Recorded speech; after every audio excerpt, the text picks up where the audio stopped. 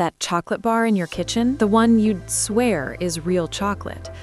For a moment, what companies were allowed to call chocolate almost changed. Not because it tasted different, not because it looked different, but because of a quiet rule.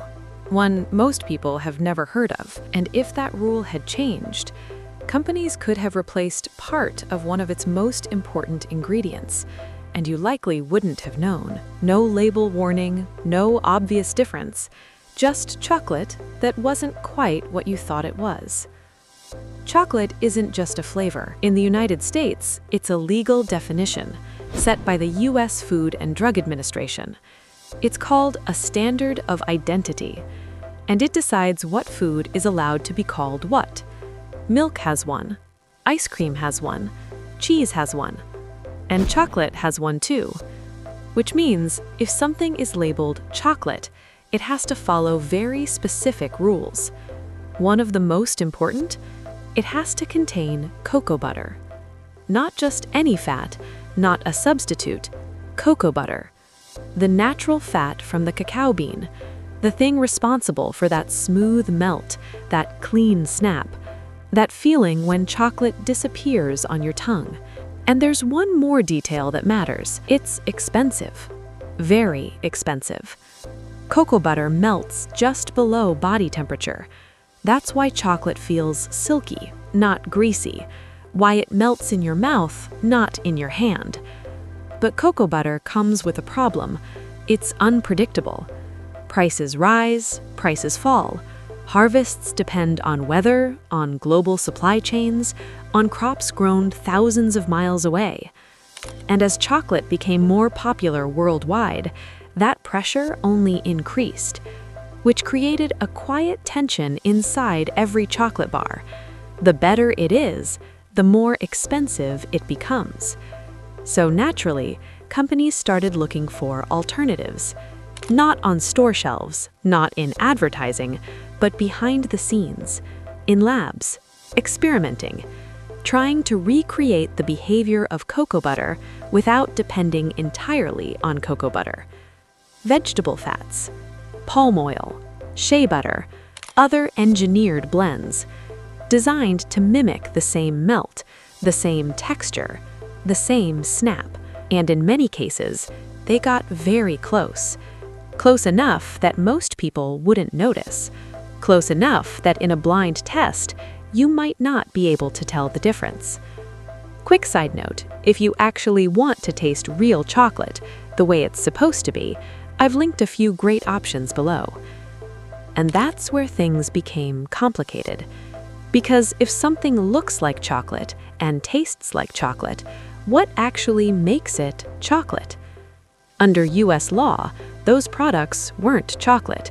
They couldn't be labeled that way because they didn't meet the standard.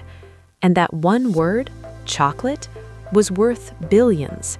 It carried trust, expectation, familiarity.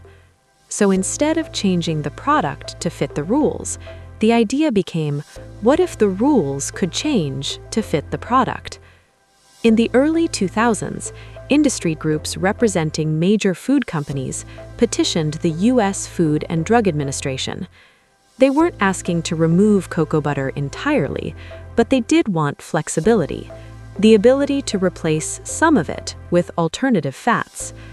On paper, the argument was simple: lower costs, more stable supply, more consistent production. And the substitutes? They could deliver very similar results. So from a manufacturing standpoint, it made sense. But from a consumer standpoint, it raised a question. If the ingredients change, but the name stays the same, what are you really buying? And that question is what triggered the backlash. Consumer groups pushed back, independent chocolate makers spoke out, and awareness started to spread. Because once people understood what was being proposed, it didn't feel like a small change. It felt like a quiet shift in expectations. Thousands of public comments were submitted directly to the U.S. Food and Drug Administration, many of them saying the same thing. If you remove cocoa butter, call it something else. Because this wasn't just about ingredients, it was about trust. If something says chocolate, shouldn't it actually be chocolate? And the pressure didn't just come from consumers. Some companies pushed back too, because for them, using real cocoa butter wasn't optional. It was the product, their identity, their standard. And if the rules changed, they'd be competing with cheaper alternatives that looked the same, but weren't made the same. So the FDA had to weigh both sides: flexibility or clarity, cost or trust. And in the end, the proposed changes were never fully adopted. The core definition stayed in place. Chocolate, legally, still requires cocoa butter. But here's what most people still don't realize.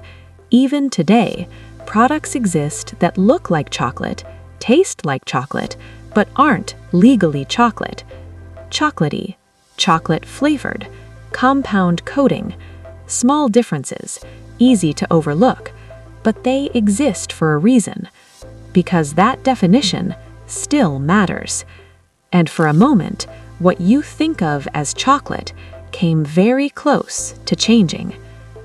Now, if you enjoyed this, tap like, subscribe, and tell me in the comments, what food should I break down next?